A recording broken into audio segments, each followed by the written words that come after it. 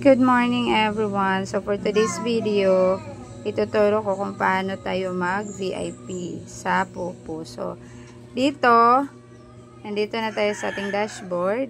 Ayan. Nakita ninyo sa taas, diba may VIP nakalagay sa taas ng points pati coins. So ayan, click natin to VIP. Ayan, nandyan na. Diba? Nakalagay dyan 95,000 normal VIP yan siya. /M. Ibig sabihin 1 month yan. So ayan. Marami kasing klaseng VIP ha. Mayroong super VIP. Ayan. Magkano yung kailangan? 450,000. Malapit na 1 million. Tapos Diamond VIP. Ayan. SVIP, Super VIP, ayan yung kailangan. Yearly na.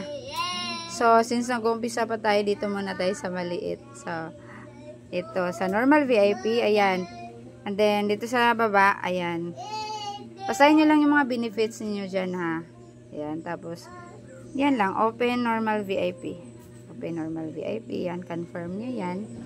Tapos, pag ma-confirm yan, wala kasi akong hindi ko siya ma-confirm kasi wala akong 95,000 na coins. So, pag ma-confirm nyo yan, agad-agad mabawasan yung coins niyo ng 95,000.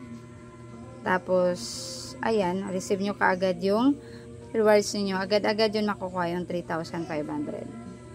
Yan lang.